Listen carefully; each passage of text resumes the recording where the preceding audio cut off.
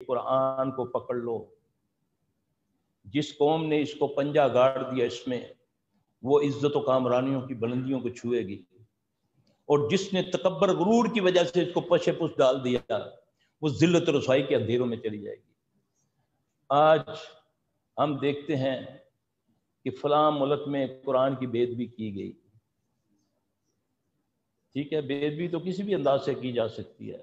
قرآن کو پھینکا، یہ بھی بے ادبی ہے. نعوذ باللہ قرآن پر پاؤں رکھا، اللہ نہ کرے، یہ بھی بے ادبی ہے. قرآن کو گندگی میں رکھ دیا، یہ بھی بے ادبی ہے. اب ہم دیکھیں کہ کیا کہیں ہم سے تو نہیں کوئی ایسی غلطی ہو رہی. جب ہمارا کوئی مر جاتا ہے تو ہم تو اس کے اوپر چادر ڈال دیتے ہیں، اس کے پاؤں پر بھی قرآن ڈال دیتے ہیں. ڈالتے یا نہیں ڈالتے؟ ڈالتے ہیں نا. تو وہ قرآن کی عزت ہے، بے ادبی ہے؟ بے ادبی ہے نا.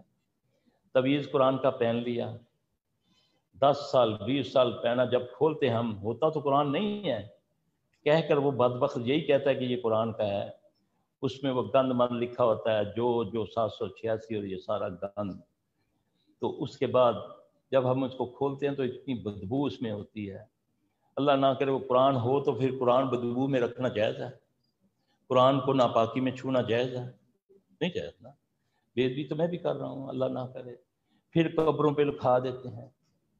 جاؤ قبرستانوں میں جا کر دیکھو، عام طور پہ تو چند دنوں کے بعد مٹ جائے گا. تو جو قبروں پہ لکھاتے ہیں اس کو تو خود وہ کیا کہتے ہیں، وہ اس کو صحیح اس کو کھرچ کر اس کے اندر بھرتے ہیں سیاہی، وہ 1000 سال بھی ختم نہیں ہوتا. اور جا کر دیکھو اوپر چیلوں نے، کووں نے بٹھیں کی ہوئی ہیں، چادریں بچھی ہیں، بکریاں اوپر چڑھی ہوئی ہیں، انہوں نے پیشاب کیے ہوئے ہیں، مینگنیاں کی ہوئی ہیں، قرآن صاحب نیچے پڑے ہوئے ہیں. یہ مسلمان ہو کر میں اس کا ادب کر رہا ہوں. حالانکہ قرآن تو یہ ہے، واللہ مجھ سے کو پوچھے قرآن کی قوت. جن ہر علاقے کا اپنی زبان سمجھتا ہے. عربی جن عربی سمجھتا ہے، یورپ کا جن جو بھی اس زبان ہوتی ہے، پنجابی، پشتو، سارا. لیکن یقین جانے جب عذاب کی آیتیں پڑھی جاتی ہیں نا، عذاب کی آیتیں، تو اس قدر وہ تڑپتا ہے، وہ کہتا ہے اچھا بات رکو، باتوں میں لگائے گا. سیلفی یہ مت پڑھ، مجھے کچھ نہیں ہوتا، اندر سے جلن ہو رہی ہے، اور پڑھ اور پڑھ. پھر میں تھوڑا سا پڑھتا ہوں، پھر تڑپتا ہے، اچھا میری بات سن، اچھا میری بات سن. میں کہتا ہوں کہ قرآن اثر رکھتا ہے.